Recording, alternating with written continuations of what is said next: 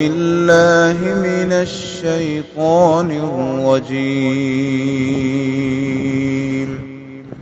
بسم الله الرحمن الرحيم. السلام علیکم ورحمۃ اللہ وبرکاتہ۔ سورۃ النساء آیت نمبر 12، اور یہ تقریباً درمیان سے انشاءاللہ ہم پڑھیں گے۔ اس کا آدھا حصہ ہم سمجھ چکے ہیں۔ ان الحمد للہ والصلاة والسلام علی رسول اللہ اما بعد۔ اعوذ باللہ السمیع العلیم من الشیطان الرجیم من ہمزہ ونفخہ ونفثہ۔ وَإِن كَانَ رَجُلٌ يُورَثُ كَلَالَةً أَوِ امْرَأَةٌ وَلَهُ أَخٌ أَوْ أُخْتٌ فَلِكُلِّ وَاحِدٍ مِّنْهُمَا السُّدُسُ، فَإِن كَانُوا أَكْثَرَ مِن ذَلِكَ فَهُمْ شُرَكَاءُ فِي الثُّلُثِ مِن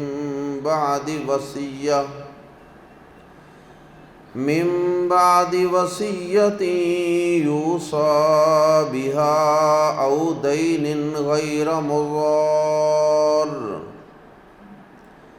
وصية من الله والله عليم حليم۔ تلك حدود الله ومن يطع الله ورسوله يدخله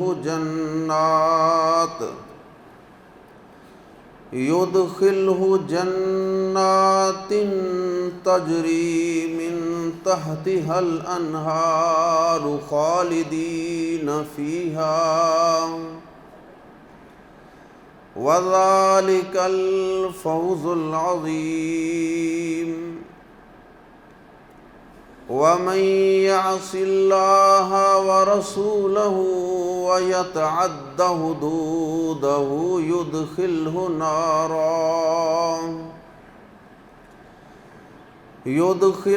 نارا خالدا فيها وله عذاب مهين۔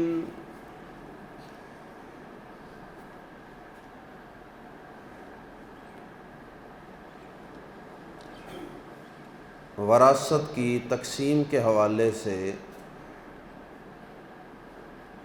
ایک انتہائی اہم مسئلے کا تذکرہ ہے، اور وہ مسئلہ یہ ہے کہ اگر کوئی شخص فوت ہو جائے اور اس فوت ہونے والے شخص، یعنی جسے وراثت کی زبان میں میت کہا جاتا ہے، میت بھی ایسی ہو کہ جس کا نہ تو اوپر ہی سلسلہ نسب چلتا ہے اور نہ ہی نیچے کو کوئی سلسلہ نسب موجود ہے، یعنی نہ اس کا باپ نہ اس کی اولاد، نہ اس کا کوئی اسینڈنٹ ہے نہ اس کا کوئی ڈسینڈنٹ ہے۔ ایسے شخص کو عربی زبان میں یا قرآن مجید کی اصطلاح میں کلالہ کہا جاتا ہے، کاف کتاب والا کلالہ۔ اللہ رب العزت نے یہاں کلالہ کے متعلق ایک مسئلہ صرف بیان کیا ہے۔ کلالہ کے متعلق کچھ مزید احکامات اسی صورت کی آخری آیت کریمہ کے اندر انشاءاللہ بیان کیے جائیں گے۔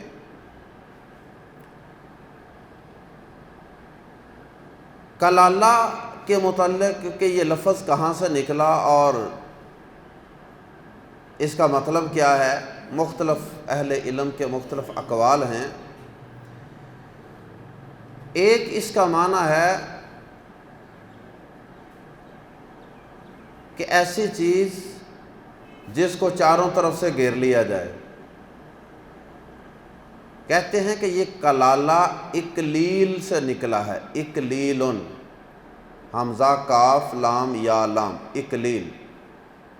اکلیل جو ہے وہ ایسے تاج کو کہتے ہیں جس طرح سر پہ ہم ہیلمٹ پہنتے ہیں یا پگڑی باندھ لیتے ہیں، یا کوئی ایسا تاج کہ جو سر کو چاروں طرف سے اچھی طرح گھیر لے، اچھی طرح ڈھانپ لے سر کو، اسے اکلیل کہتے ہیں۔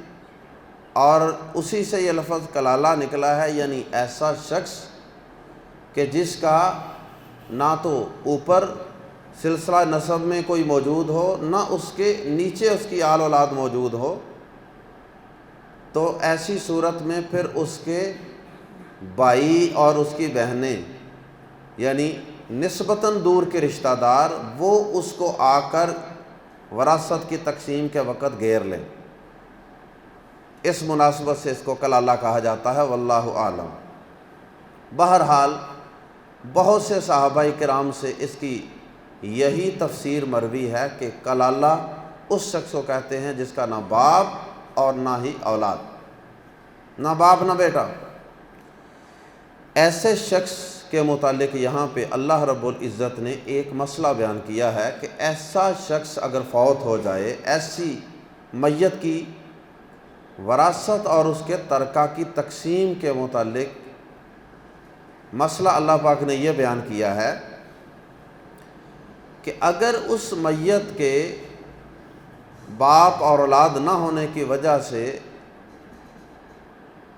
اس کے بھائی موجود ہیں، بہنیں موجود ہیں، تو پھر ان میں جائیداد کس طرح تقسیم ہوگی، اس کی کچھ تفصیل ہے۔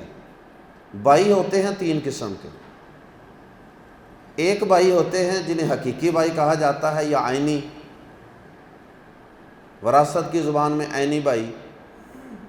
عینی بھائی جو ماں اور باپ دونوں کی طرف سے بھائی ہو، جسے ہم عام طور پہ سگے بہن بھائی کہہ دیتے ہیں، ریئل برادرز اینڈ سسٹرز۔ دوسرے ہوتے ہیں علاتی، عین سے علاتی، وہ بہن بھائی جو صرف باپ کی طرف سے ہوں، باپ جائے، یعنی جن کا باپ اور آپ کا باپ ایک ہے، ماں چاہے مختلف ہو جائے۔ اور تیسرے بھائی ہیں اخیافی،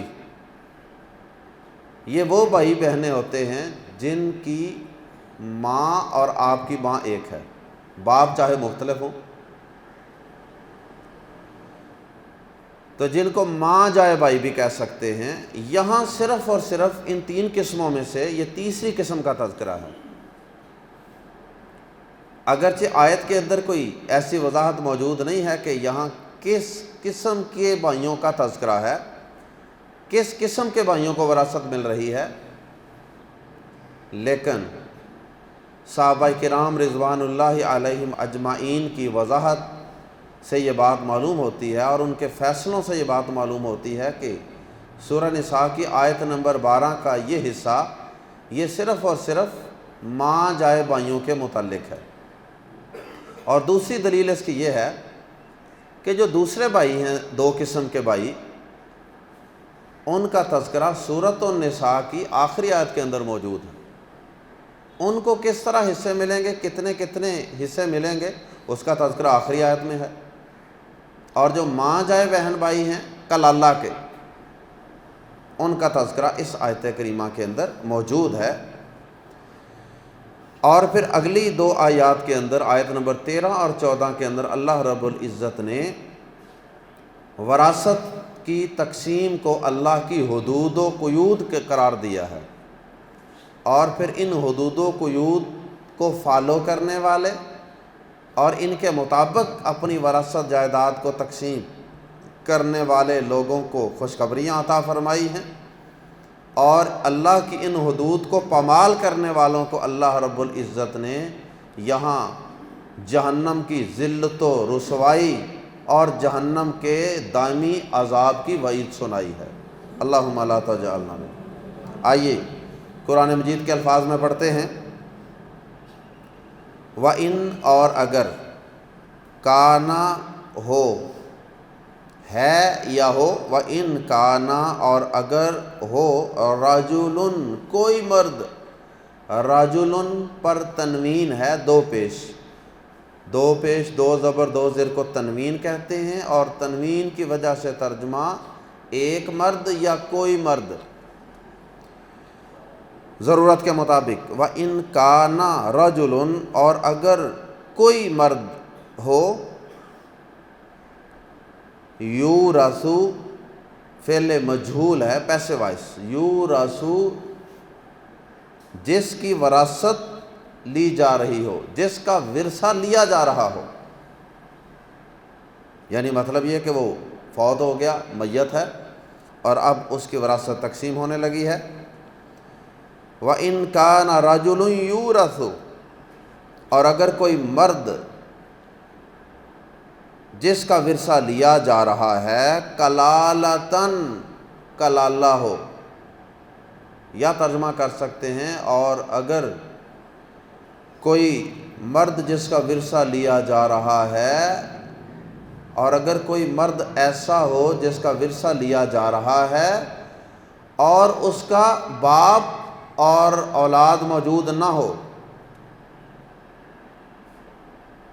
او یا یہ ساری بات، امرأتن یا کوئی ایسی عورت ہو،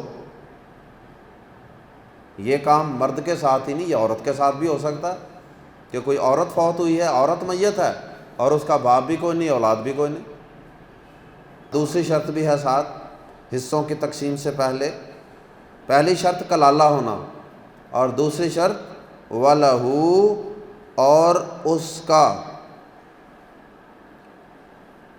ہو کی ضمیر اس مرد کی طرف، رجل کی طرف لوٹ رہی ہے، وَلَهُ اخن اور اس کا ایک بھائی، اخن کی تنوین کی وجہ سے یہاں ہم ترجمہ کر رہے ہیں ایک بھائی، کیونکہ آیت کے آگے آنے والے الفاظ بتا رہے ہیں کہ واقعی یہاں ایک بھائی ہی ترجمہ کرنا ہے، کوئی وَلَهُ اخن اور اس کا ایک بھائی ہو، او اختن یا ایک بہن ہو، ایک بھائی ہو جائے یا ایک بہن ہو جائے۔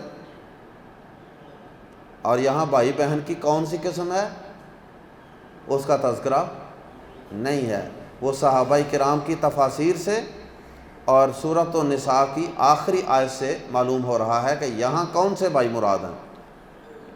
اخیافی ماں جائے،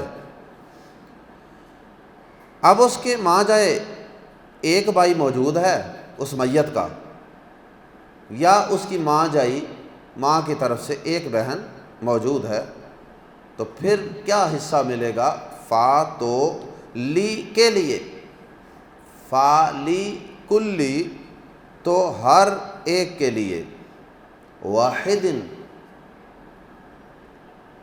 ایک، فالی کلی واحد تو ہر ایک کے لیے، من میں سے، ہما ان دونوں، دونوں سے مراد یعنی بھائی ہے تب بھی، اگر بہن ہے تب بھی، ہے ایک ہی صرف، یا ایک بھائی ہے یا ایک بہن ہے، اگر ایک بھائی ہے تب بھی ایسے ہی ہوگا، اگر ایک بہن ہے تب بھی ایسے ہی ہوگا۔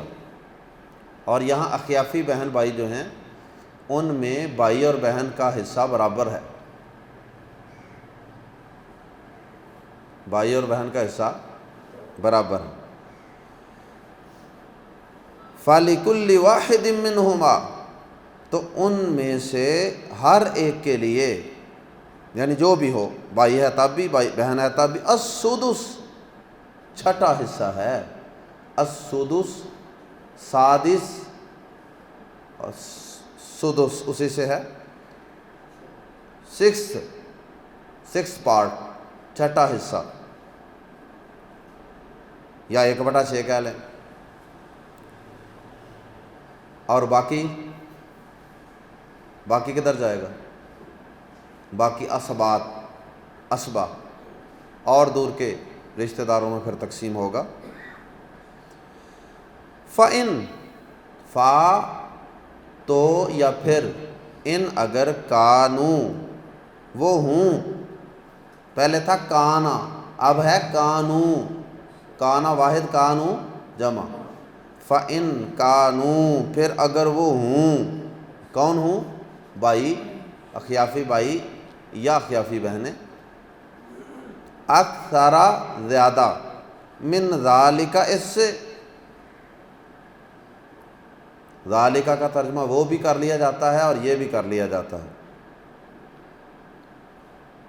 فَإِن كَانُوا أَكْثَرَ مِنْ ذَلِكَ پھر اگر وہ اس سے زیادہ ہوں، فَهُمْ تو وہ شرکاء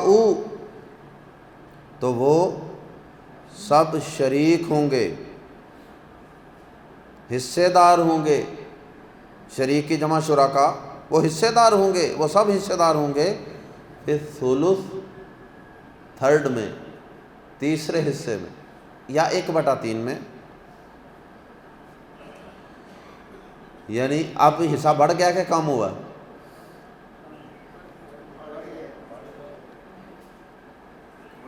1/6 سے 1/3 زیادہ ہوتا ہے کہ کم؟ زیادہ ہوتا ہے نا، وہ اس لیے زیادہ ہوا ہے کہ اب بھائیوں بہنوں کی تعداد زیادہ ہو گئی ہے، تو 1/6 اگر اکیلا ہو تو 1/6 ملنا ہے، چاہے بھائی یا چاہے بہن، اور اگر 2 یا 2 سے زیادہ ہیں، چاہے بھائی چاہے بہنیں اور چاہے مکس، کچھ بھائی کچھ بہنیں، سب حصے دار ہیں 1/3 میں، تیسرے حصے میں۔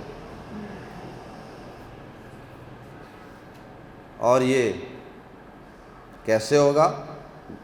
یہ حصہ جو ادا کرنا ہے پھر دوبارہ یاد دہانی کروائی جا رہی ہے، من بعد وصیت، اس وصیت کے بعد یا وصیت کے بعد یا اس وصیت کے بعد، یوصا بہا جو کی جائے، یوصا فعل مجہول ہے، یوصی نہیں ہے کہ وہ کر جائے، بلکہ یوصا بہا جو کی جائے،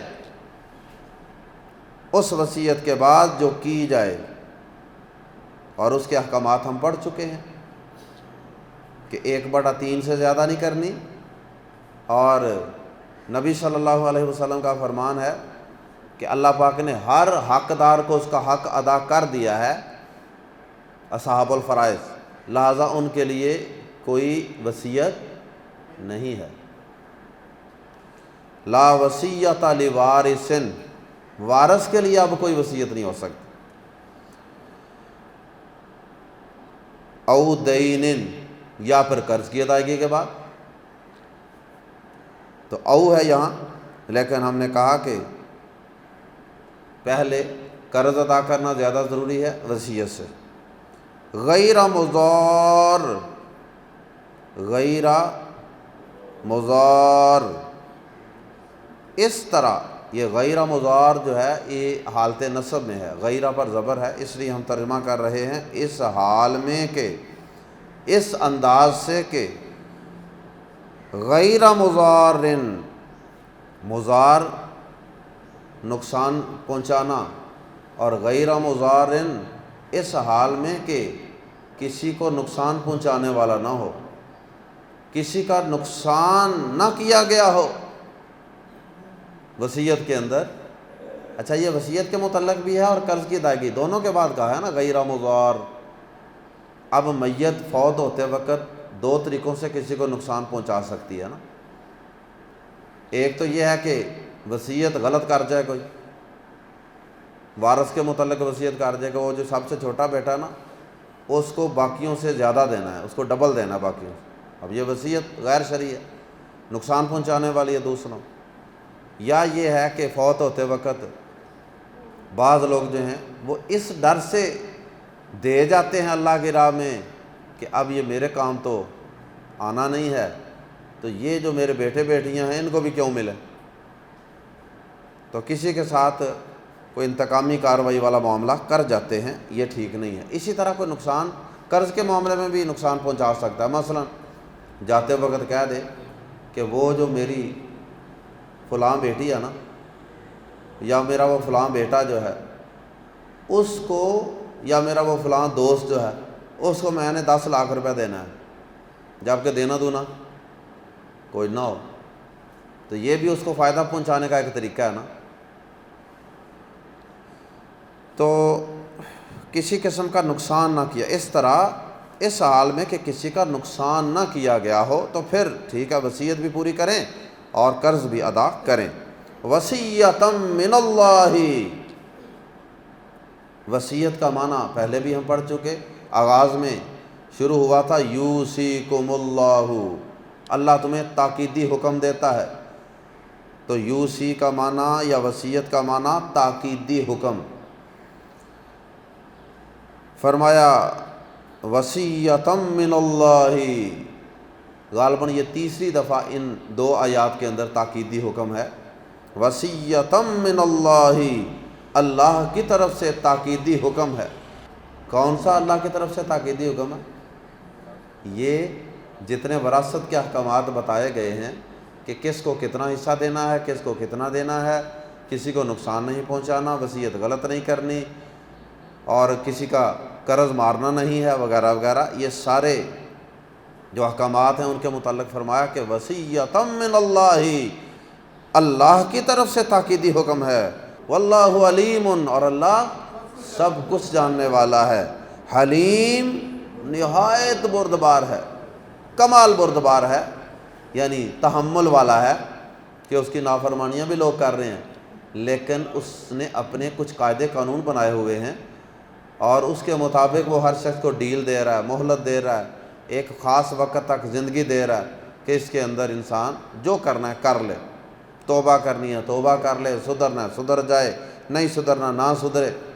بہرحال اللہ پاک بردبار ہے، اللہ سب کچھ جانتا ہے، اس کو پتہ ہے کہ کون کہاں کہاں کیا کیا کر رہا ہے، صحیح کر رہا ہے غلط کر رہا ہے، ڈنڈی مار رہا ہے، کسی کا نقصان کر رہا ہے، فائدہ کر رہا ہے، اللہ کی بات مان رہا ہے کہ نہیں مان رہا، سارا کچھ اللہ جانتا ہے۔ لیکن اگر وہ فوری مواخذہ نہیں کرتا تو اس کے اندر اللہ پاک کی صفت بردباری ہے، جس کی وجہ سے اللہ پاک فوری طور پہ مواخذہ نہیں کر رہا۔ تلک حدود اللہ، یہ اللہ کی حدیں ہیں۔ وراثت کے احکامات کو یہاں ختم کرتے ہوئے، کلوزنگ کرتے ہوئے بات کی آخر میں اللہ پاک نے فرمایا تلک حدود اللہ، یہ اللہ کی حدیں ہیں، حد کی جمع حدود، تلک حدود اللہ، یہ اللہ کی حدیں ہیں۔ These are the limits set by اللہ، یہ اللہ کی حدیں ہیں، لمٹس ہیں۔ وَمَن يُطِعِ اللَّهَ، اور جو کوئی اطاعت کرے گا اللہ کی، وَرَسُولَهُ، اور اس کے رسول کی، صلی اللہ علیہ وسلم۔ اب اللہ کے رسول کا ذکر کیا گیا درمیان میں، کیونکہ وراثت کے احکامات کو سمجھنے میں اور حصوں کو تقسیم کرنے میں ان قرآن مجید کی آیات کے ساتھ نبی صلی اللہ علیہ وسلم کے اسوہ، آپ کی سنت، آپ کے طریقے، آپ کے احادیث کو بھی مد نظر رکھنا پڑتا ہے۔